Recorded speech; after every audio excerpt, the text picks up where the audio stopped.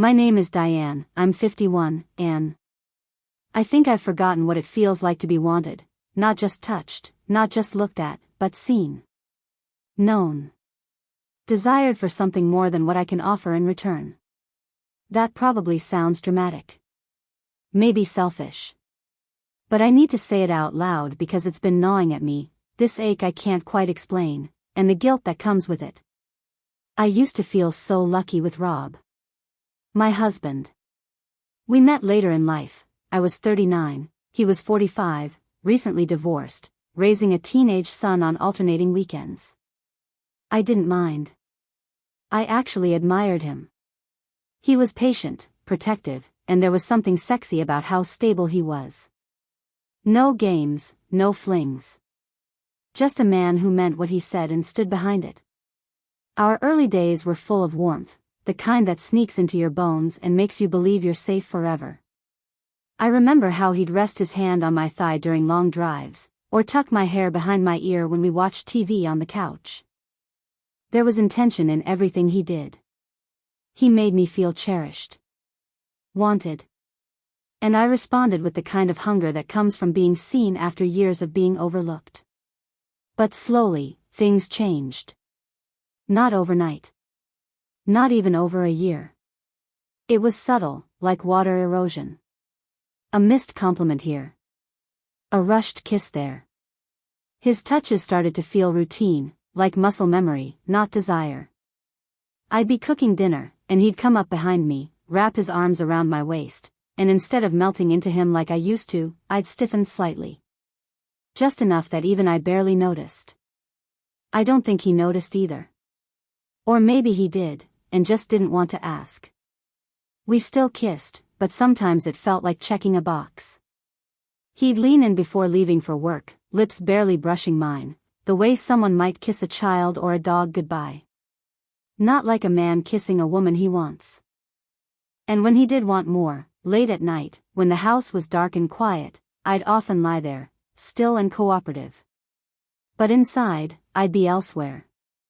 Not angry. Just disconnected. There was one night I tried to pull him in, really pull him in, because I missed him, or maybe I missed us.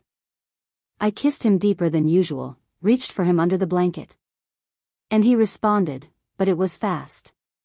Too fast. Like he hadn't noticed the difference in my kiss. Or maybe he had, and was just relieved I was finally initiating something. But even then, I felt hollow. It's hard to explain. It's not that Rob doesn't love me. He does, in his way. He still fills my gas tank without me asking. Still brings home my favorite wine when he's out grocery shopping. Still calls me baby when he walks in the door, even if I'm already halfway upstairs.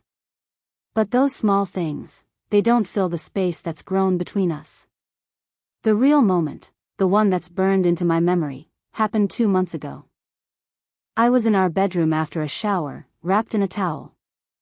The light was still on, soft and yellow, and I was looking in the mirror, not admiring, just observing.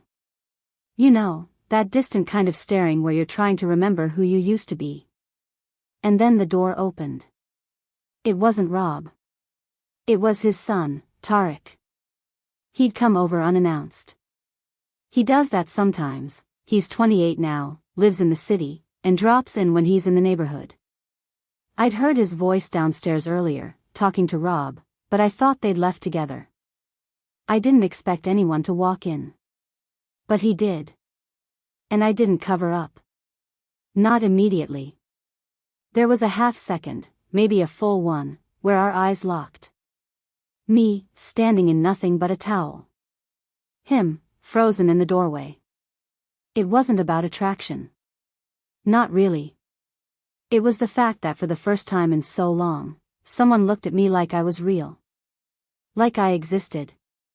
Like I was something more than background noise. And that's when I knew, something inside me had changed. Maybe something had been changing for a long time. I didn't tell Rob about that moment with Tarek.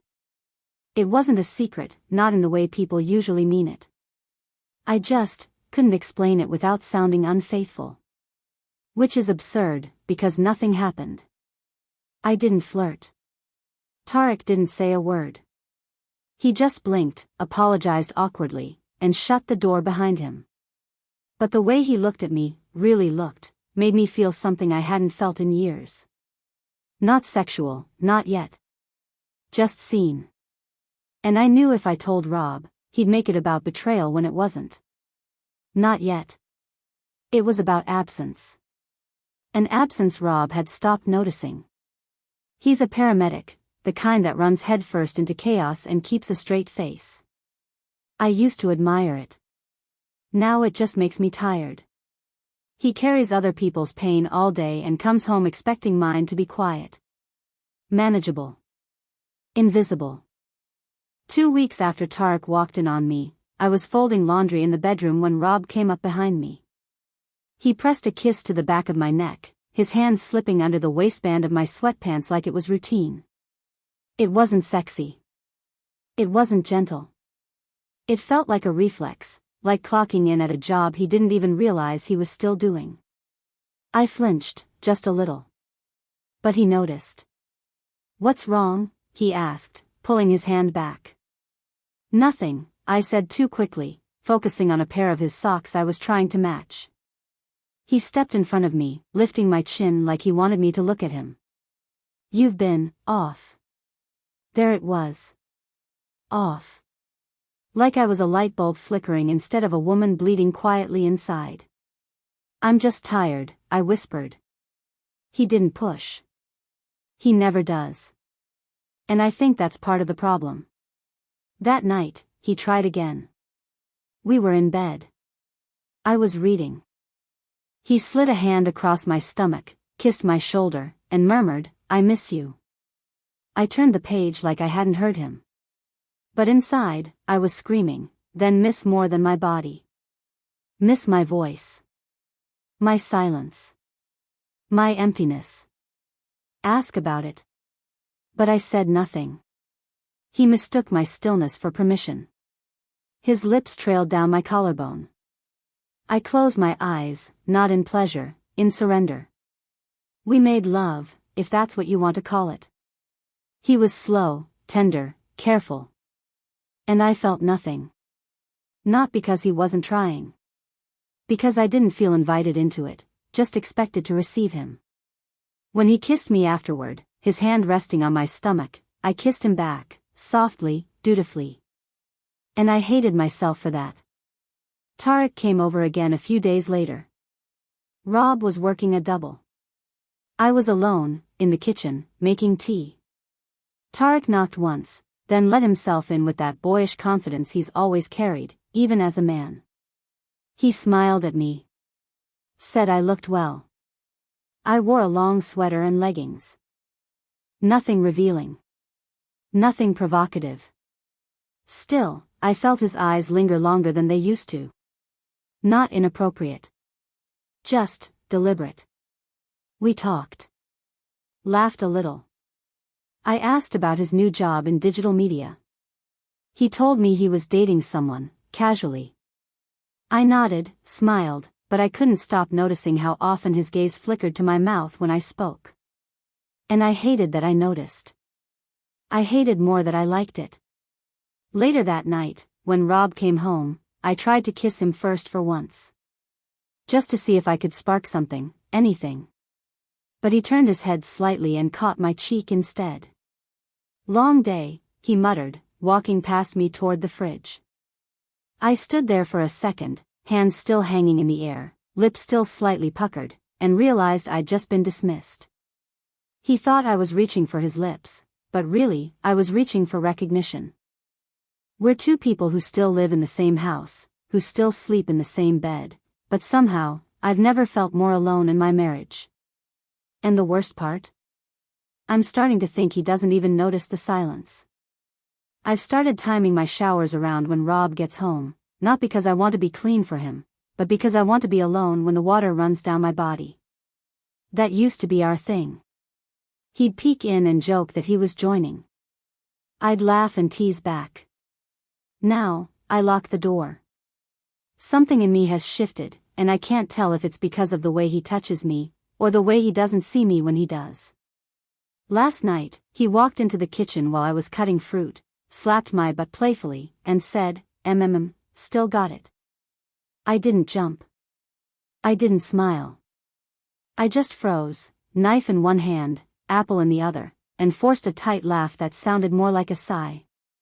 He didn't notice. Or maybe he did, but chalked it up to hormones or stress or something equally simple.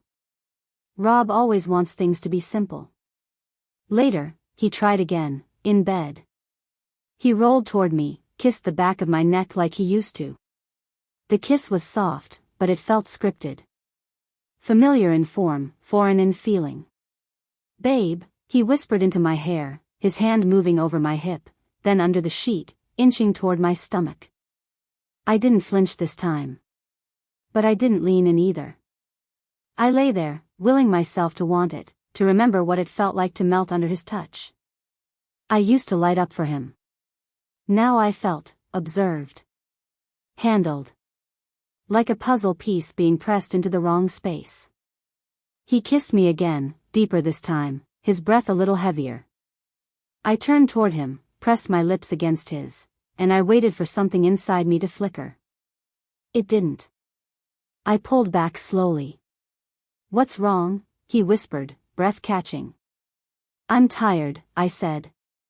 He paused, nodded, and rolled onto his back. His silence filled the room louder than any argument could. I hated myself in that moment, hated how I'd shut down. Hated how he didn't even ask why I was tired, or what I needed. Just another night of avoidance on both sides. But deep down, the thought surfaced like a wave that wouldn't break. Why does everything have to turn into sex? Why is that the only language he speaks now? Why is it that when I need to cry or connect, he reaches for my body instead of my heart? I need words. I need presence. I need someone to look me in the eye and ask if I'm okay. Not just grab my waist and assume that means everything's fine between us. And the worst part? I want to want him. I miss wanting him. But now, every kiss feels like a chore I didn't sign up for. Every time he reaches for me, my mind races with questions. Is he doing this because he loves me, or because it's convenient? Does he notice I've gone quiet? Would he even stop if I didn't lean in? These aren't questions a wife should be asking. But they're the only ones echoing in my head now. And I don't know how to say them out loud without breaking something that might already be too cracked to fix. It started over pasta. Isn't that ridiculous? A simple Tuesday night, nothing special. I had made linguine with mushrooms and garlic cream sauce. The same meal I made on our third date, back when I used to put on mascara just to have dinner with him. Back when he used to slide his hand across the table and squeeze mine while I talked about things that made me feel alive. This time, we ate in silence. He was scrolling his phone. Responding to some message. Probably a work alert. I stirred my pasta, took 2 bites, and watched the steam curl up from the plate between us. That curl of steam, it felt like smoke rising from a fire that had already gone out. I set my fork down too hard. He looked up. You okay? And I don't know what happened, but something cracked. Something snapped open inside of me, like a dam that had been holding too much for too long. No, Rob, I said. My voice sounded foreign, too steady. No, I'm not okay. He blinked. What's wrong? I laughed, short, sharp, humorless. You're really asking me that? He sat up straighter.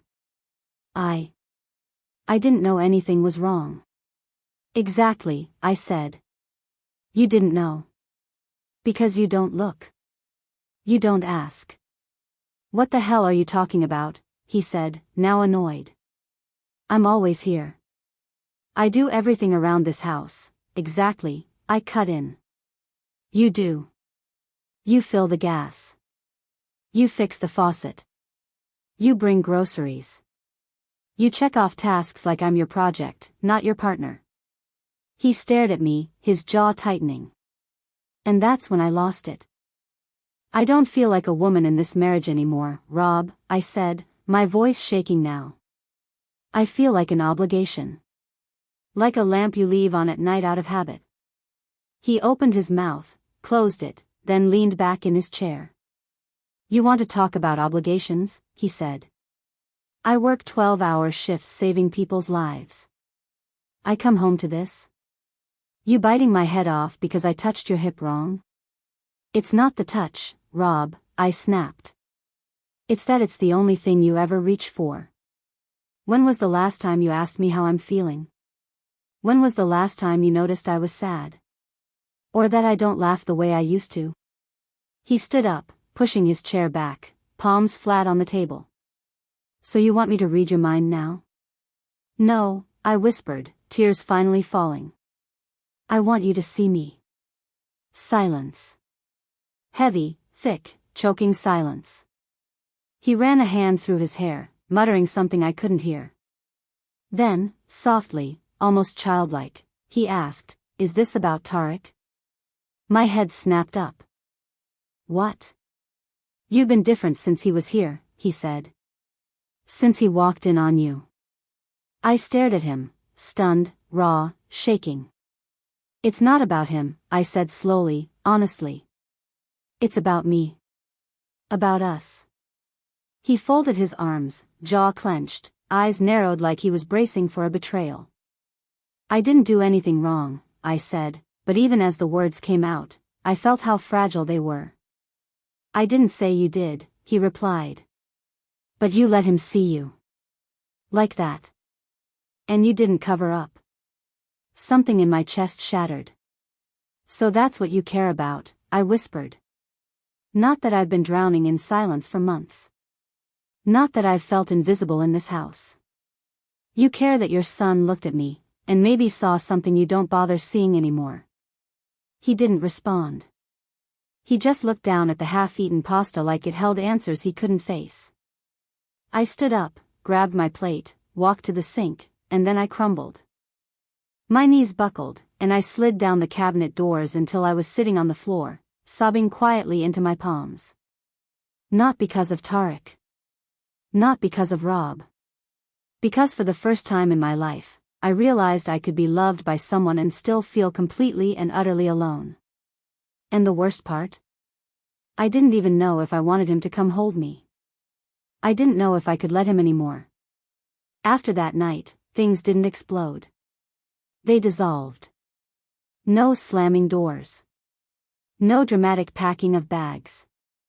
Just the quiet unraveling of two people who once shared everything, now reduced to sharing only space. For the first time in our marriage, Rob didn't kiss me goodbye before his shift. He just left his coffee cup in the sink, keys on the counter, and slipped out like a ghost who still had a job to do. And I just stood there in my robe, watching the front door close, wondering what hurt more, the argument or the silence after it. Days passed. We spoke, but only in logistics. There's chicken in the fridge. I paid the electric. Tarek's coming next weekend. Nothing more. I would have given anything for one honest sentence. One question that wasn't about errands. One touch that wasn't a test. But Rob had gone quiet.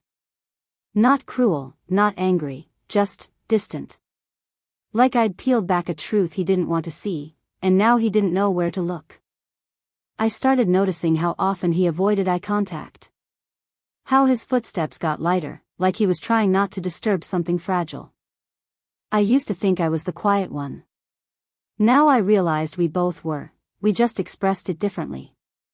He stayed in the den longer at night. Sometimes with the TV off. Just sitting there in the dark.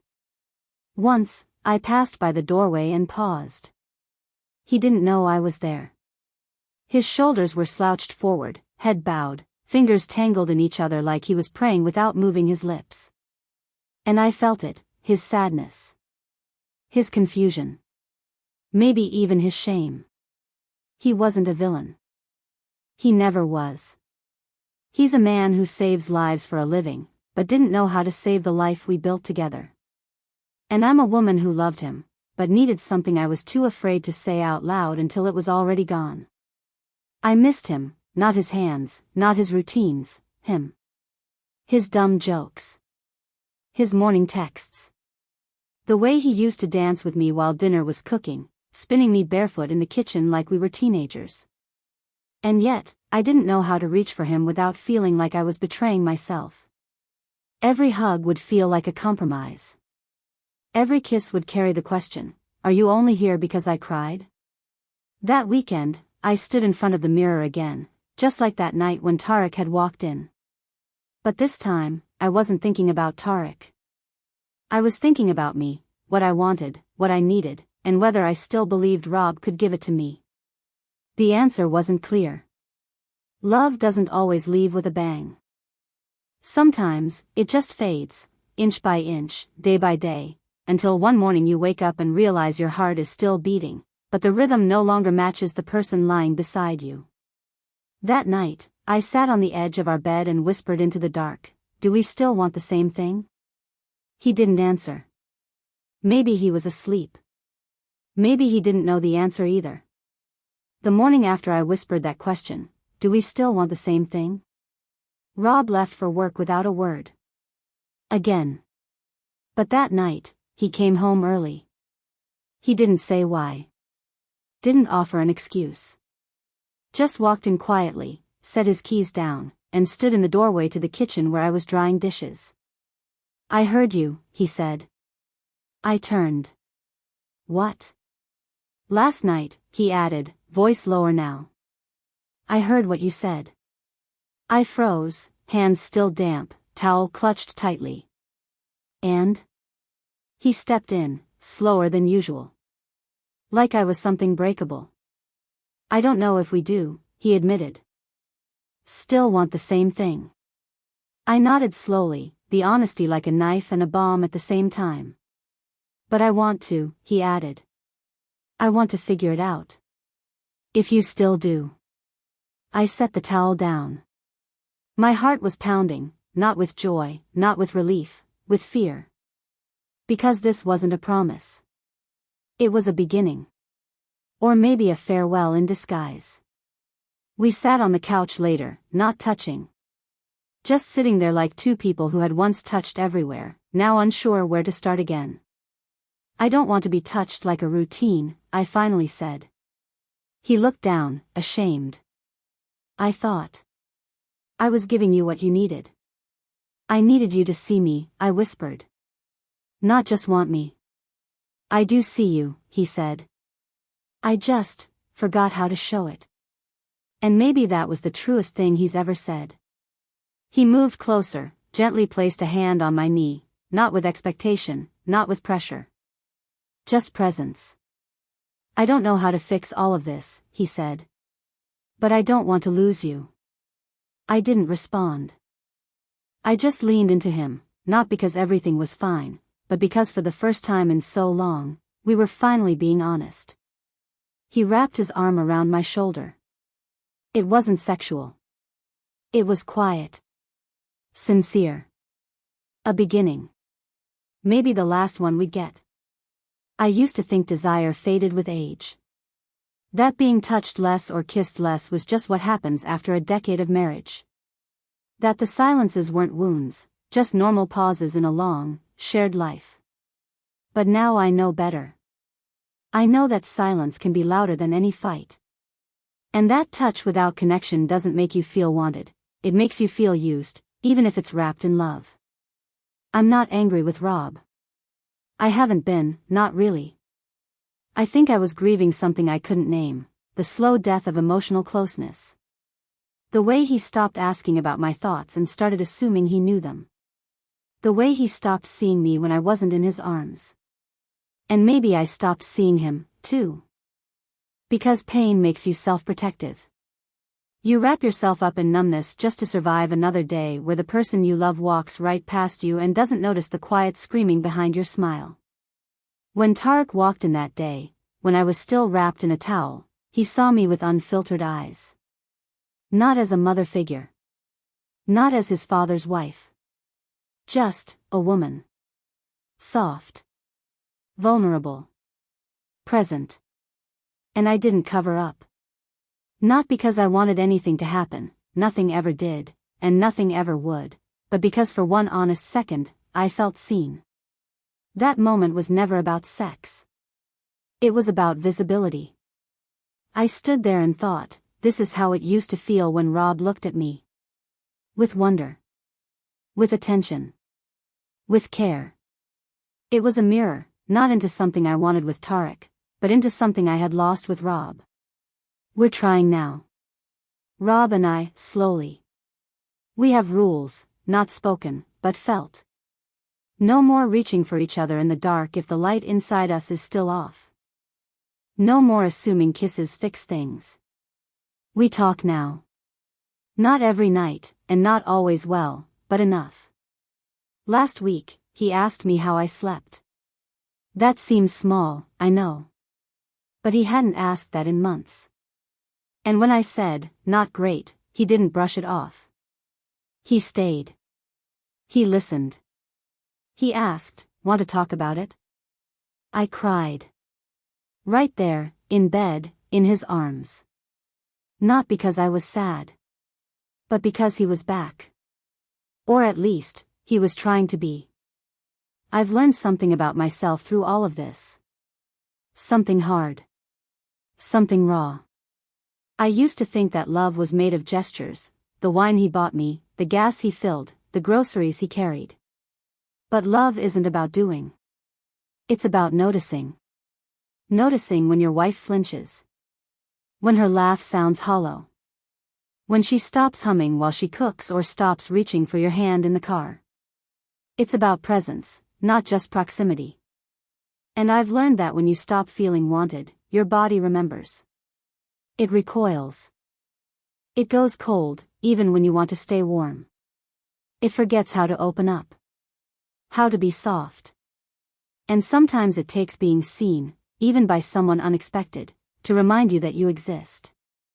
I'm not proud of how lost I let myself get. I'm not proud that it took Tarek's eyes to shake me awake. But I am proud that I didn't lie to myself after that. Because the truth is, I didn't cover up because, for once, I didn't want to. I wanted to feel like a woman again, not a wife, not a housekeeper, not a quiet fixture in someone else's life. A woman. And now? Now I'm learning how to become her again. Not for Tarek. Not even just for Rob. But for me. And maybe that's the hardest, and most beautiful, lesson of all.